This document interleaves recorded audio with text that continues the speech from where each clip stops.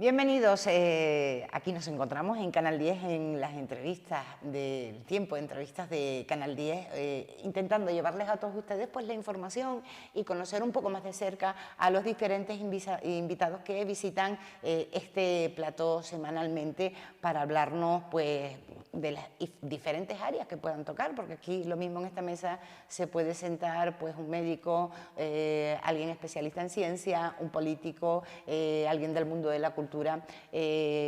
Cumplimos o intentamos cumplir, abrir un amplio abanico para ir conociendo poco a poco a la gente relevante de nuestra sociedad y que cumplen un papel muy importante a la hora de sacarla adelante. Y hoy estoy yo contentísima, contenta porque en los programas que llevo siempre traigo hombres. Y a mí eso, o sea, no tengo ningún problema con los hombres, los adoro, me parece todo muy bien. Pero claro, en Canarias también hay muchas mujeres que forman parte de esta sociedad, que son muy activas en cuanto a política y diferentes ramas, como digo, en la sociedad canaria. Y me da pena que no se escuchen, porque hay mujeres con mucho valor y con mucha importancia. Y esta tarde se sienta con nosotros una mujer que para mí es una mujer seria, con unas convicciones muy fuertes, con unos ideales muy claros, que llevan en el mundo de la política ya bastante tiempo y además rodeada por muy buenos políticos que yo creo que también le han servido para ir formando ese carácter. Y hoy en día pues ocupa un lugar importante, porque Tamara Raya es secretaria general del Partido Socialista en Tenerife, portuense además, y que esta tarde se encuentra entre nosotros. Tamara, muy buenas tardes. ¿Qué tal? Muy buenas tardes. Muchas gracias por invitarnos y poder participar en este programa y darnos la oportunidad también de hablar de actualidad. El placer es nuestro, tiene las puertas de esta casa, eso ya lo decía el director que lo veíamos antes por aquí, las puertas de esta casa están abiertas, pero yo particularmente sí tengo que decir que me siento muy orgullosa de tener una mujer como tú sentada aquí, una mujer, porque estar en el mundo de la política y tener un puesto, un cargo como el que estás llevando tú, ya de por sí es muy difícil. Normalmente estos puestos siempre quedan separados a un lado para el hombre de turno. Y que una mujer se haya hecho con la Secretaría General del Partido Socialista aquí es importante. Sí, es importante. Además, yo soy la primera mujer secretaria general del PSOE en Tenerife. La verdad que a lo largo de la historia ha habido compañeros magníficos que han hecho un trabajo muy importante, pero bueno, yo creo que ya también tocaba, hubo un amplio consenso y tuve el apoyo de compañeras, por supuesto. De hecho, mi nombre sale porque lo proponen mujeres del partido y luego pues los compañeros, los hombres del partido dijeron, oye, pues es verdad, sí, claro, es el momento además de que haya una mujer liderando una organización política en esta isla, ¿no? Y bueno, para mí es una responsabilidad tremenda, pero también es un honor, maravilloso poder representar a unas siglas con la fuerza y la historia que tiene el PSOE, ¿no?, en Canarias. El PSOE siempre ha sido un partido que ha ido a la vanguardia, por eso es un partido de izquierdas, evidentemente, y si hay algo que el PSOE siempre tuvo en cuenta, pues desde el voto de la mujer, los derechos de la mujer, e incluir esa paridad que existe en la actualidad en las listas a cualquier administración, sí, las elecciones a cualquier administración, de que la mujer juega un papel importante. Ya no es como antes, las mujeres hoy en día estamos muy preparadas, gracias a Dios, pero eso ha costado lágrimas y de sangre prácticamente. Ha costado muchísimo y a ver, la inclusión de la mujer y la obligatoriedad de las listas cremalleras, de las listas paritarias que puso en marcha Zapatero, eso fue el otro día. Y además no estuvo exento de crítica y de polémica, ¿no? Porque había muchas mujeres, hay que recordar que tanto los hombres como las mujeres hemos sido educados en un patriarcado y todos tenemos sesgos machistas, ¿no? Porque al final, bueno, venimos de una cultura familiar donde el hombre era el que trabajaba, el que traía el dinero a casa, si eran muchos y no podía estudiar sino uno, estudiaba el chico, y la mujer destinada o casi que formada para ocuparse de los cuidados, primero de los hijos, después de los padres, en definitiva. Yo creo que, bueno, el discurso en ese momento era, si una mujer, ¿por qué tienen que ser cremallera o por qué tiene que ser paritaria? ¿Por qué tiene que haber una discriminación, aunque sea positiva? La que vale, vale, ¿no? Ese era un discurso que escuchábamos muchísimo. Sí, pero claro, era un discurso manido, ¿no? Muy manido, y entre otras cosas, si no hubiese sido por eso, probablemente muchas mujeres no habrían destacado en un mundo tan complicado y tan masculino como era el mundo de la política en ese momento. Y creo que desde el Partido Socialista no solo le abrimos las puertas a las mujeres de nuestra formación, sino a las mujeres de otras formaciones, porque ya el Partido Popular, por ejemplo, que montó mucho ruido, pero ya empezó a hacer él también listas cremalleras y empezaron a surgir liderazgos femeninos en todas las formaciones políticas, y creo que eso tiene un sello muy claro, ¿no? Y es el sello, como casi todas las políticas, bueno, casi todas no, todas las políticas de progreso, de avance en derechos sociales igualitarios,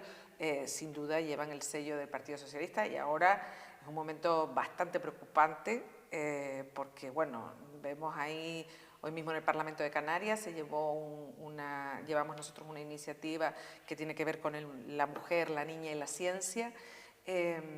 Y bueno, se oyen unos discursos de la derecha intentando imitar a la ultraderecha terribles, ¿no? Entonces, con todo lo que hemos avanzado, con todo lo que nos ha costado llegar hasta aquí, que esta gente ponga en riesgo nuestros derechos y un claro retroceso, ¿no? Yo creo que la mujer siempre ha sido importante y creo que ahora es más importante que nunca. Ahora mismo, y sobre todo, Tamara, y yo lo digo por la juventud, vamos a ver, hay mucha juventud, será clase de historia, todos conocemos historia, pero tengo la sensación y mi impresión es que se da una historia muy sesgada, o que a los jóvenes no les llega la historia como es, porque vemos como los grupos de ultraderecha, partidos como Vox, están saliendo a la palestra, hemos visto las elecciones de Aragón, y son partidos donde a la mujer prácticamente se la anula.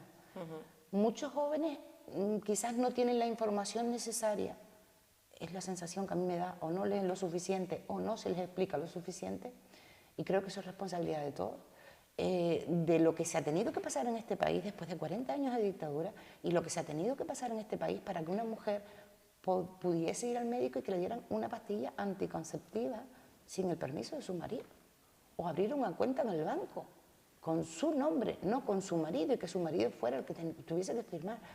La juventud hoy en día, Tamara, desde el Partido Socialista, ustedes también tienen juventudes. Sí. ¿Cómo ven esta situación? A mí me resulta preocupante. Bueno, a los jóvenes del Partido Socialista, Juventudes Socialistas, tampoco no les gusta que se le atribuya a ellos todo, ¿no? Porque ellos siempre recalcan que eso es una parte de los jóvenes, ¿no? No todos los jóvenes. Hombre, no se puede generalizar, pero es cierto que sí es verdad que ha habido un retroceso en los jóvenes. Yo creo que falta formación histórica de donde partimos. De hecho, tú sales a la calle y preguntas a los jóvenes por la República y, bueno, casi que no saben que hubo una República, ¿no? Ya no te digo si le preguntas por liderazgos dentro de esa República. Yo creo que falta formación histórica. También nos hace falta pedagogía a nosotros, a las formaciones políticas, también en las familias, en las escuelas, porque los jóvenes pasan mucho tiempo en los institutos, en las universidades y demás, y luego hay un problema que todos somos muy conscientes, ¿no? Que es que el joven ya no se informa a través de los canales habituales, la tele, la radio, la mayoría oyen canales musicales, y la información que le llega por el móvil. Muchas veces de youtubers que no tienen ni idea de política y que hacen afirmaciones que vamos, que a mí incluso yo he escuchado alguna que me parece aberrante, ¿no? Y que además te dicen, es cierto porque es así, vamos. Claro, pero cuando tú eres muy joven, cuando eres un adolescente o estás llegando a la etapa de la juventud, tu cerebro es muy plástico, es más fácil manipularte, no tienes tampoco a veces la inquietud de decir, oye, voy a ver si lo que me está contando es verdad. Yo lo noto porque mis hijos me vienen con la noticia y me dicen, ¿esto es verdad? ¿No? Pero ellos tienen a quien preguntar si es verdad, ¿no? Y claro, al final un bulo corre muy rápido y nunca vas a ir a la misma velocidad para desmentirlo, ni vas a llegar al mismo grupo de personas para desmentirlo. Tenemos un problema de desinformación y los jóvenes, yo creo que el anuncio del presidente de gobierno de Pedro Sánchez de prohibir el acceso de los jóvenes menores de 16 años, que ya se hace en otros países como Sí, Francia, sí. como Australia y demás, si te fijas en la reacción que ha tenido en los grandes magnates de las redes sociales, es una clara evidencia que ahí ellos tienen un potencial brutal para colocar su mensaje de odio, porque bueno, en los más todos sabemos que ha participado de manera súper activa con la campaña de Trump y combatir eso es muy difícil. Y claro, el joven que tiene hoy 16 vota dentro de 2 años. Entonces, al final, si tú no te estás alimentando de leer, de estudiar, de preguntar, sino la información que te llega es solo esa, es muy difícil revertir esa situación. ¿Cómo está ahora mismo como secretaria general del Partido Socialista en Tenerife la situación del Partido Socialista en Canarias? Tuvimos una legislatura donde estuvo Ángel Víctor Torres, hoy ministro, que a mí me daba pena. Yo sinceramente yo lo veía y decía, yo no sé cómo este hombre puede con más, igual que con Pedro Sánchez. Y no por nada, sino por el hecho de que han habido muchas catástrofes a lo largo de estos últimos años y veíamos un partido que aguantó, que dio la cara, pero claro, ahora están en la oposición. ¿Se lleva esto bien por parte, ya no me refiero a quizás a los que están en parlamentos, diputados, senadores, no me refiero a esto, me refiero a los militantes de a pie, a los militantes de cercanía, de base? ¿Llevan bien el que el PSOE esté ahora mismo en la oposición? Bueno, nosotros no es la primera vez que estamos en la oposición, y más en Canarias. Y es verdad que nosotros tenemos, yo creo que es lo mejor que tiene el partido, ¿no? Que es ese equipo de hombres y mujeres que militan a cambio de nada y que siempre están dispuestos a defender y a remar a favor del partido, y que cuando vienen las campañas son los que de verdad trabajan, buzonean, pegan carteles, están en los colegios electorales, y ese es el gran tesoro del Partido Socialista en Canarias y en general, a nivel nacional también. Vamos a ver, a nosotros en ese mandato nos tocó pues todas las catástrofes que te puedes imaginar, ¿no? Quizás la más dura y la más tremenda para todos, que nos sobrecoge todavía cuando pensamos, lo que pasa es que tenemos la memoria muy de pez a veces, fue vivir una situación como la del COVID. Gestionar eso, donde estaba muriendo gente día a día, donde la gente estaba encerrada en su casa, y conseguir que esta comunidad autónoma fuera la que menos fallecidos tuviera, pues no es fruto de la casualidad, es fruto de la gestión, del compromiso y del empeño que puso Ángel Víctor en ese momento tan complicado. Luego vino la crisis del volcán de La Palma, tuvimos incendios, tuvimos calima, tuvimos de todo, la quiebra de Thomas Cook, y pese a tener esos 4 años tan complicados, los servicios públicos no han estado tan mal como están ahora mismo, por ponerte un ejemplo, en la isla de Tenerife. O sea, lo que está pasando, el colapso que hay en la sanidad, el colapso que hay en las carreteras, en todos los sentidos, norte-sur, a cualquier hora del día, y la falta de compromiso que vemos nosotros de este gobierno, teniéndolo todo mucho más fácil que nosotros, porque hay un crecimiento económico, no hay ninguna de esas circunstancias que se produjeron en los 4 años del Pacto de las Flores, y lo que vemos es un inmovilismo total. Se siente a veces frustración entendiendo que uno tiene que respetar sin duda la voluntad de todos y cada uno de aquellos que ejercen su derecho al voto, ¿no? La democracia no es lo que dice Feijóo, yo no soy presidente porque no quiero, ¿no? Es presidente porque no puede. Y en Canarias pasa exactamente lo mismo. Ángel ganó las elecciones, pero no pudimos gobernar porque hubo un pacto de gobierno. Pero más allá de esa frustración siempre existe la ilusión, las ganas de seguir trabajando para convencer a la ciudadanía de que nosotros somos la formación política que mejor atiende a los intereses de la ciudadanía en general y especialmente a los más vulnerables. En Canarias hay mucha vulnerabilidad, no lo voy a decir porque me voy a trabar, pero bueno, hay mucha gente vulnerable, lo digo así, así nos entendemos. Hay muchas personas sin techo, en situaciones de mucha precariedad y luego, claro, también nos estamos enfrentando al problema de la migración, donde parece ser que solo afecta a Canarias y el resto del país, por mucho que se diga, por muchos acuerdos que se lleguen, la inmigración que molesta es la inmigración que llega a Canarias, que llega por patera, que mueren miles de personas y se encuentran en ese océano entre África y las islas. Y parece ser que molesta, o sea, eso es un problema, el tema de la migración es un problema de Canarias. La migración cuando viene a este país, que viene en aviones fletados, que viene con un alto poder adquisitivo, que puede comprar una casa en el barrio Salamanca, en Madrid, por ejemplo, esa migración no molesta. ¿Por qué molesta la migración que viene en patera? ¿Somos racistas? Somos racistas entre comillas. Bueno, hay gente que es muy racista, evidentemente, y lo vemos con una formación política de ultraderecha como es Vox. Sí. Lo sorprendente es que un partido con vocación de gobierno y que ha sido un partido con presidentes del gobierno caiga en ese discurso, como es el caso del Partido Popular. Pero sobre todo somos racistas con los pobres. Somos racistas con los pobres. Porque tú lo acabas de decir, si vienes en avión y vienes con mucho dinero y te instalas en cualquier urbanización, nadie se lo cuestiona. Yo antes de entrar aquí estaba viendo unos chavalitos jugando al fútbol.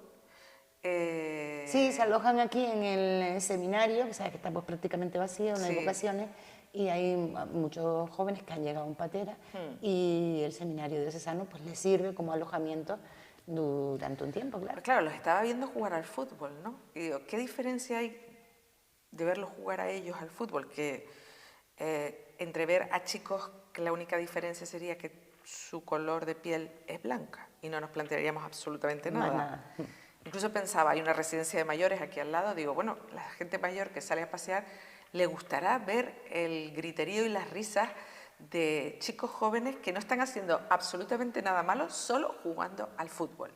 Y uno se plantea, ¿por qué la gente puede sentir rechazo sobre algo tan evidente, ¿no? Pues porque al final nos han minado con un discurso de odio, que los migrantes nos expulsan, que los migrantes cobran pagas, que los migrantes se alojan en hoteles. Eso es lo que escuchaba yo esta mañana en el Congreso de los Diputados del en el propio Congreso de Vox, ¿no? Que los inmigrantes... Y no es verdad, no es verdad. Es que todo lo que acabo de decir es mentira. Pero claro, lo dicen con una seguridad y han tenido un alcance tan grande en las redes sociales que hay mucha gente, no todos, porque yo creo que además los canarios, si por algo nos caracterizamos es porque somos bastante solidarios, porque también fuimos una población migrante en su momento, ¿no? Y me decía una señora, no es lo mismo. Digo, ¿cómo que no es lo mismo? Cuando se tenían que ir a Venezuela, porque con una mano delante y la otra detrás... Sí, llegaban a Venezuela, porque llegaban a otro puerto o no llegaban. A Venezuela, para poder mandar dinero a Canarias, pues éramos migrantes pobres igualmente, ¿no? Buscando lo mismo que buscan ellos, un futuro mejor. Y a la gente que nos está viendo hay que decirle que la mayoría de migrantes que llegan en patera a Canarias, los que son adultos, salen prácticamente a las 48 horas de Canarias. ¿Y dónde ha estado el atasco? El atasco ha estado en los menores. ¿Por qué? Por dos motivos. Una, porque inicialmente el gobierno de Canarias es el que tutela a cualquier menor, sea del lugar de procedencia, si viene no acompañado. O sea, da igual, como si el niño viene de Inglaterra. O sea, un menor no acompañado es tutela del gobierno de Canarias. Eso había que cambiarlo, había que reformar el artículo 35, que era una demanda en la que las formaciones políticas inicialmente se pusieron de acuerdo, y luego nos encontramos que eso va al Congreso y el Partido Popular vota en contra, con la complicidad del señor Clavijo echándole la culpa al Partido Socialista. No, mire, el Partido Socialista votó a favor, porque fue un acuerdo con el que llegamos con el Gobierno de Canarias. Y la segunda circunstancia que se da es que ahora que se han podido presentar todos los expedientes para el traslado de esos menores, pues Canarias no ha presentado ni una cuarta parte de los expedientes. Entonces uno se pregunta, si ya se reformó el artículo, si tú no has presentado en Madrid todos los expedientes, ¿cuál es el problema real? Pues mira, yo he llegado a una conclusión creo que bastante sencilla, y es que mientras hablemos de los migrantes, no hablamos de LUC, ni de la TF5, ni de la TF1, ni de la falta de inversión en vivienda y, en definitiva, de los grandes problemas que tiene Canarias en general y Tenerife en particular. Se hablaba antes de las elecciones de esas colas que vivimos todos, porque ya las sufrimos todos, la gente del sur, la gente del norte. 3 meses creo que dijo Rosa Dávila, presidenta del Cabildo Insular, que se iban a solventar. Yo creo que esto ha ido a peor. El otro día se intentó hacer con unos semáforos inteligentes, fue peor el remedio que la enfermedad. El problema de la vivienda, no se hace, no se construye vivienda, las viviendas vacacionales. Somos los canarios demasiado tranquilos, Tamara, somos demasiado relajados a la hora de quejarnos, que nos da todo lo mismo y sabemos y sufrimos, somos sufridores y decimos, bueno, pues si no nos hacen esto, nos callamos y nos aguantamos, y no somos como en otras comunidades que vemos a diario, que salen a la calle a luchar por sus derechos y a exigir que se cumpla con lo prometido. Canarias históricamente es una región con unos niveles de pobreza altos. Y ahora mismo, pese a tener unos indicadores económicos muy buenos, como nunca, sí, con creación de empleo, gracias a otras medidas como la reforma laboral que aprobamos nosotros en el Congreso de los Diputados, sigue habiendo un nivel de pobreza preocupante. Y es verdad que la gente está preocupada por llenar la nevera, por buscar un piso con un alquiler más o menos asumible. Yo hablaba el otro día con una chica de La Vera, del Puerto de la Cruz, que tuvo que dejar el piso y lo único que consiguió fue en Palo Blanco 600 euros con problemas de comunicación, porque la guagua no llega con la misma asiduidad que a cualquier otro núcleo urbano. Y claro, la gente está preocupada en su día a día, más allá de que históricamente es verdad que no somos una región muy de manifestarse. Sí, somos muy muy de manifestarse. La palabra aplatanado no me gusta porque no me gusta, somos aplatanados. pero sí somos como muy... no somos aplatanados porque eso es un estigma que conformistas, a lo mejor. Que tenemos, y yo creo que no es verdad. Exacto. No somos aplatanados, pero claro, al final, a lo largo de la historia, quien más ha presidido esta comunidad autónoma es Coalición Canaria, y vamos a ver, el discurso de Coalición Canaria ha sido y sigue siendo el mismo siempre. No, la culpa es de otro. Entonces, la gente a veces no tiene claro que el Estado financia a las comunidades autónomas para que ellos gestionen la sanidad, la educación de 0 a 3 años, y también para que haga inversiones en vivienda. Es que el Cabildo de Tenerife ha anunciado las mismas 7.000 viviendas en prensa 3 veces.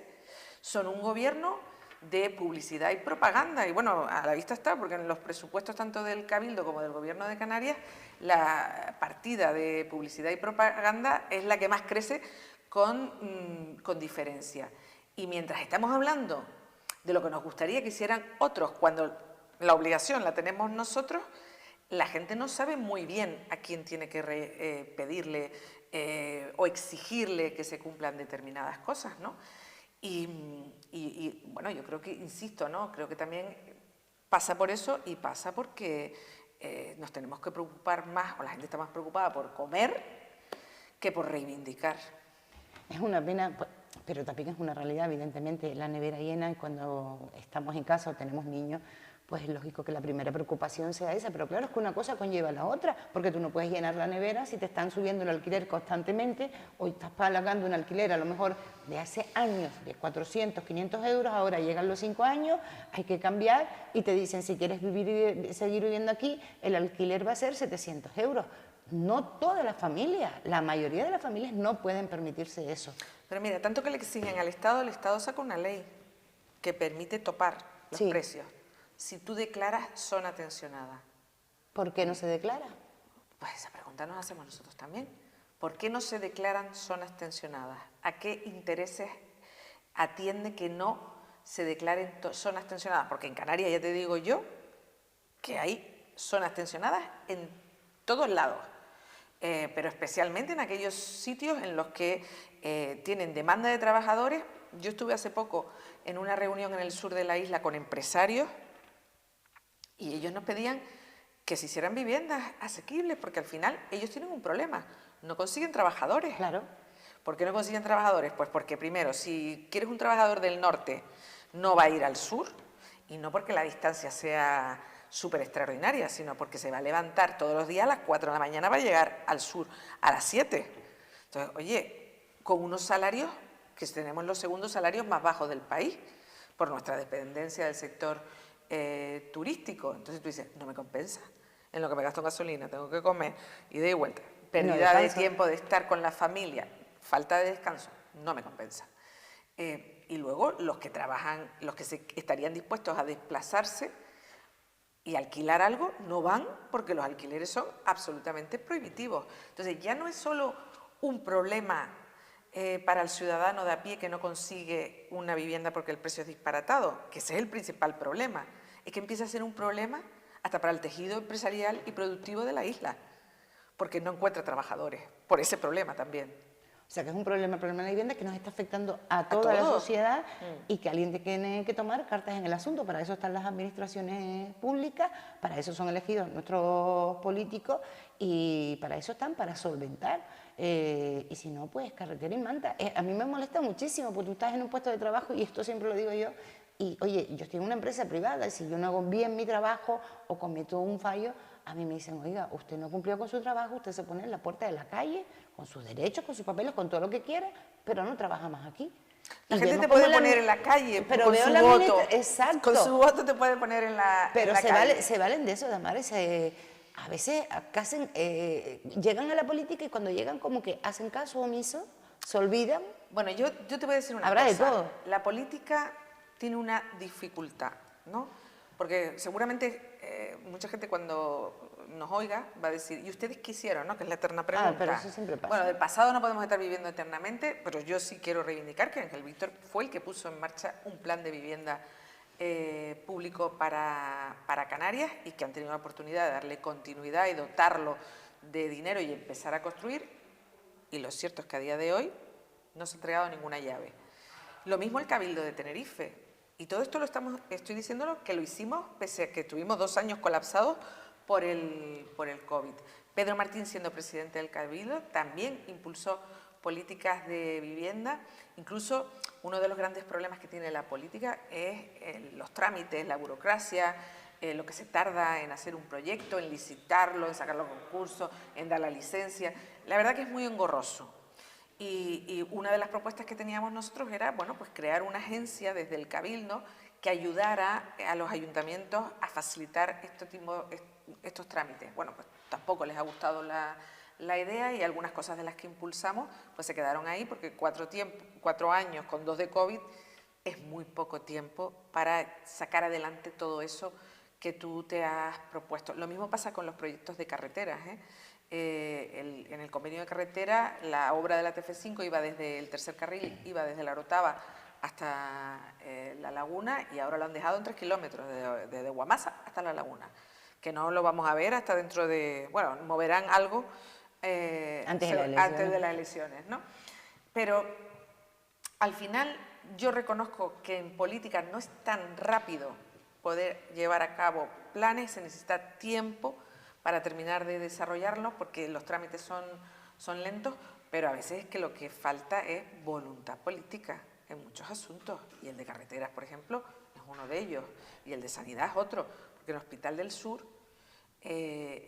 siendo Ángel Víctor presidente, firmamos un acuerdo de 40 millones en un acuerdo histórico entre el Cabildo de Tenerife y el Gobierno de Canarias, donde cedían el Cabildo un edificio para la ampliación del Hospital del Sur. Pues nos reunimos el otro día con la plataforma del Hospital del Sur y ellos nos decían, pero ¿ustedes creen que no se ha licitado ni siquiera el proyecto? Ellos nos decían, no, nos reunimos con ellos en 2023 y nos dijeron que les parecía bien lo que ustedes habían dejado y que le iban a dar continuidad, pero a día de hoy no se ha licitado el proyecto. Y nos decían, ¿ustedes creen que realmente antes de las elecciones veremos algo? Y claro, cuando tú tienes en cuenta los plazos de la administración, podrán sacar la licitación del proyecto, que es lo que le pedimos y le exigimos ya, pero no te va a dar tiempo de acabar la infraestructura porque has perdido 3 maravillosos años. Entonces, ahí es donde voy a que a veces es una parte que es lenta de trámite y otra parte que es falta de voluntad política, porque eso nosotros lo dejamos hecho, era solo darle continuidad y no lo han hecho. Quizás porque todavía los partidos políticos, o quizás no, es que así es cierto. Si lo hace un partido con unas siglas políticas de un color y el que entra tiene otras siglas diferentes, simplemente por eso se dejan muchos proyectos aparcados.